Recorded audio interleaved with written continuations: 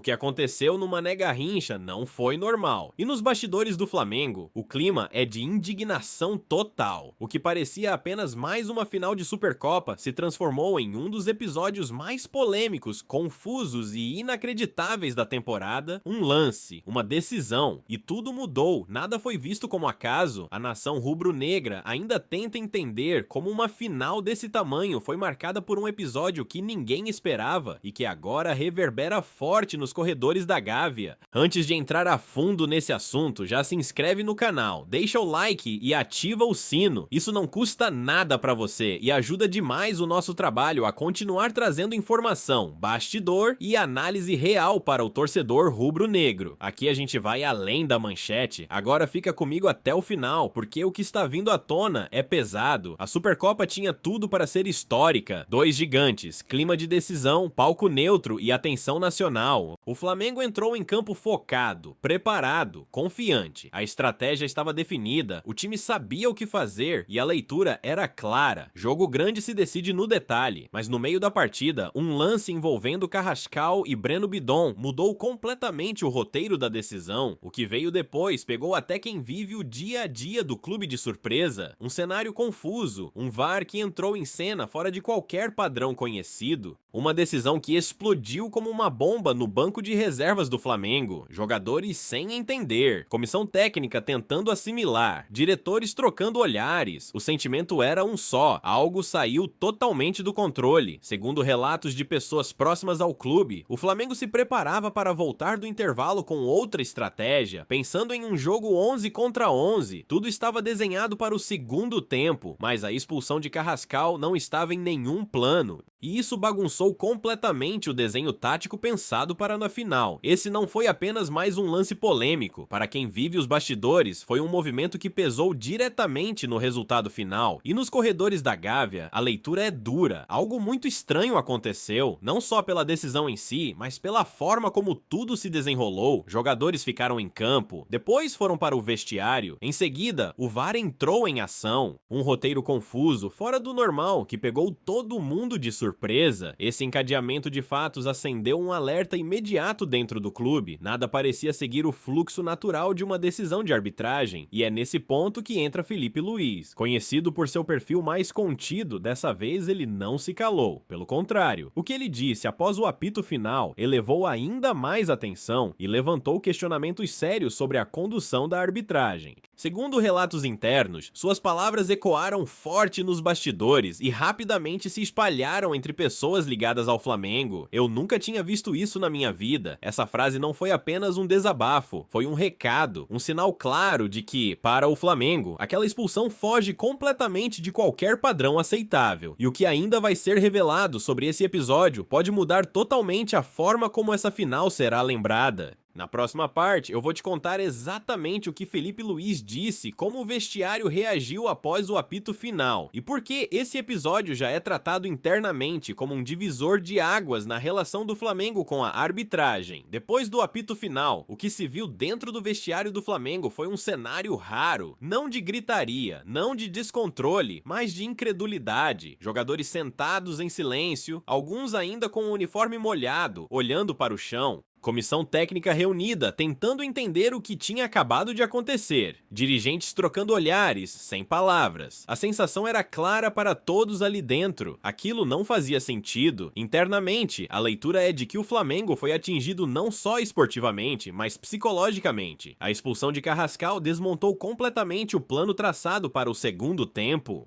O time voltou a campo em um cenário que não estava no radar, obrigado a se reorganizar às pressas em uma final de altíssimo nível, e em jogo grande, qualquer ruptura de roteiro pesa demais. O que mais chamou atenção nos bastidores não foi apenas a expulsão em si, mas a sequência dos acontecimentos. Primeiro, o jogo seguiu, depois houve a paralisação, jogadores deixaram o campo, em seguida a interferência do VAR. Um processo confuso, atípico, que fugiu do padrão visto até mesmo em decisões recentes do futebol brasileiro. Para muitos dentro do clube, esse detalhe é tão grave quanto a decisão final. Fontes próximas ao elenco relatam que naquele momento o jogo virou um campo minado, cada dividida passou a ser vista com desconfiança, cada apito gerava tensão, cada contato físico parecia carregar o risco de uma nova punição inesperada. Isso muda completamente a forma de competir.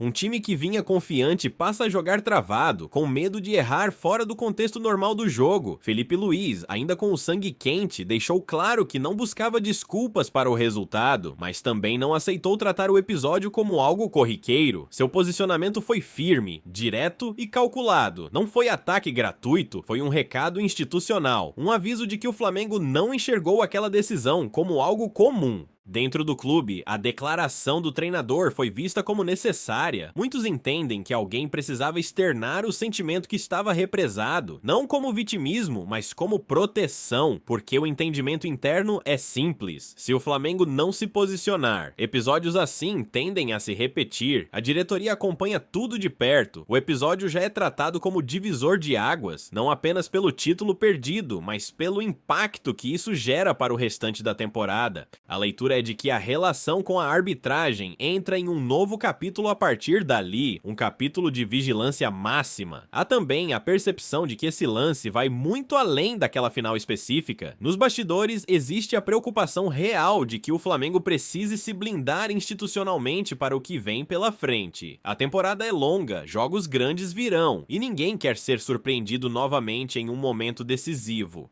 Esse clima de indignação não ficou restrito ao vestiário, ele se espalhou pela Gávea, chegou aos corredores administrativos, chegou às conversas internas entre dirigentes e chegou, claro, à torcida, que passou a enxergar a Supercopa não apenas como um tropeço, mas como um alerta, e é justamente por isso que esse assunto não morreu no apito final, pelo contrário, ele ganhou força nos dias seguintes e começou a gerar movimentos silenciosos nos bastidores do futebol brasileiro. Na próxima parte, eu vou te contar quais passos o Flamengo avalia tomar, como esse episódio pode influenciar decisões futuras e por que muita gente acredita que isso está longe de ser apenas um erro isolado. Com o passar das horas, a leitura dentro do Flamengo foi ficando ainda mais pesada. O episódio da Supercopa deixou de ser tratado apenas como um erro de arbitragem e passou a ser analisado como um sinal de alerta estrutural. Nos bastidores, a palavra mais repetida não era derrota, era vulnerabilidade. A sensação era de que o clube foi surpreendido em um momento no qual não poderia ser surpreendido. A diretoria começou a revisitar o lance de forma minuciosa, não apenas o contato em si, mas todo o contexto, o tempo de decisão, a forma como o VAR entrou em cena, a comunicação confusa, o impacto imediato no banco de reservas e dentro de campo.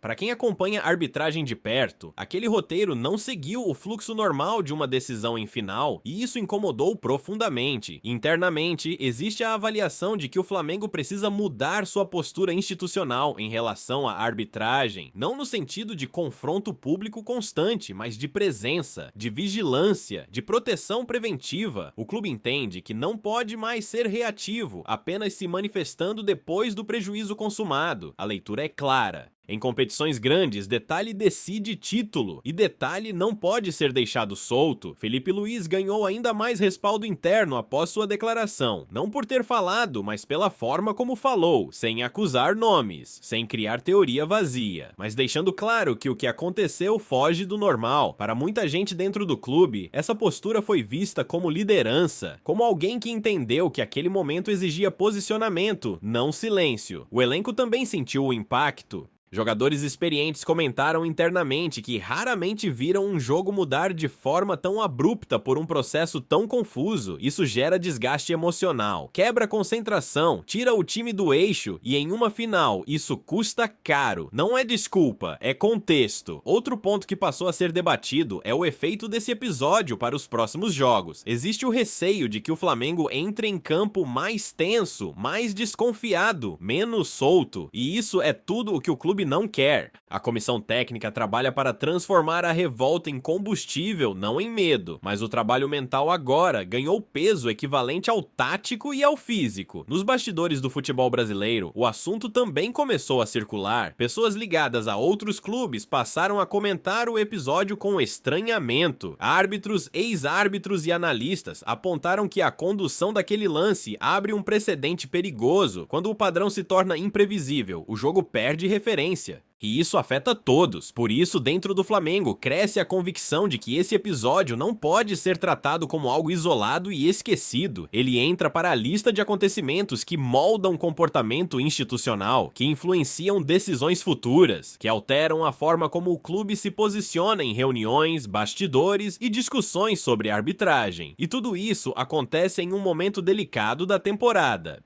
O Flamengo sai de uma final com sentimento de injustiça e já precisa virar a chave para o Campeonato Brasileiro. O próximo jogo, contra o Internacional no Maracanã, carrega um peso enorme, não apenas pelo resultado, mas pela resposta emocional que o time precisa dar. Na próxima e última parte, eu vou te contar como o Flamengo pretende se blindar a partir de agora, o que pode mudar na postura do clube e por que esse episódio pode marcar o início de uma nova fase de enfrentamento nos bastidores do futebol brasileiro. Tudo isso nos leva ao ponto mais sensível dessa história. O Flamengo entende que o episódio da Supercopa não pode ser apenas lamentado, ele precisa gerar reação, e essa reação não será explosiva, nem impulsiva, mas estratégica. Nos bastidores, a palavra de ordem agora é blindagem. Blindar elenco, blindar comissão técnica e principalmente blindar o clube para que situações como essa não voltem a acontecer sem contestação. Internamente, a avaliação é de que o Flamengo precisa ser mais ativo nos bastidores do futebol brasileiro, mais presente em debates institucionais, mais atento às conduções de arbitragem em jogos decisivos. Não se trata de criar clima de guerra, mas de deixar claro que o clube está vigilante, preparado e atento a qualquer movimento fora do padrão. A mensagem é simples: o Flamengo não aceitará passivamente decisões que fogem do roteiro normal do jogo. Felipe Luiz sai desse episódio ainda mais fortalecido internamente. Sua postura firme, sem histeria e sem vitimismo foi vista como maturidade. Ele deu voz ao sentimento do elenco e da diretoria, sem ultrapassar limites. E isso é algo valorizado no clube. Não foi uma entrevista qualquer, foi um posicionamento que marcou um antes e um depois. O elenco também entende o peso do momento. A derrota na Supercopa não foi apenas um tropeço, foi um alerta, um aviso de que, além de jogar bem, o Flamengo precisa estar mentalmente preparado para cenários adversos, inclusive fora do controle técnico. A temporada é longa, jogos grandes virão, decisões apertadas também. E o clube sabe que precisa aprender com esse episódio para não ser surpreendido novamente. O confronto contra o Internacional no Maracanã ganha ainda mais importância nesse contexto. Não é só sobre 3 pontos, é sobre resposta, sobre mostrar que o time não se abala, que a revolta vira combustível, que a indignação se transforma em intensidade. O Flamengo quer falar dentro de campo, mas agora com uma consciência diferente, mais alerta, mais ligada, mais protegida. Nos corredores da Gávea, a Supercopa já é tratada como divisor de águas, um momento que pode marcar o início de uma nova postura institucional. Nada será esquecido, nada será varrido para debaixo do tapete. O episódio entra para a história recente do clube como aprendizado duro, mas necessário. E aí fica a grande pergunta que ecoa entre torcedores, dirigentes e analistas. O que aconteceu foi apenas um erro isolado, ou estamos diante de algo muito maior nos bastidores do futebol brasileiro? Se for a segunda opção, o que vem pela frente pode ser ainda mais impactante. Agora eu quero saber de você. Você acha que o Flamengo foi realmente prejudicado nessa final, ou foi apenas mais um erro comum de arbitragem? Deixa sua opinião nos comentários, se inscreve no canal, deixa o like e compartilha com outros rubro-negros, porque aqui a gente não só informa, aqui a gente revela. E essa história, pode ter certeza, ainda não terminou.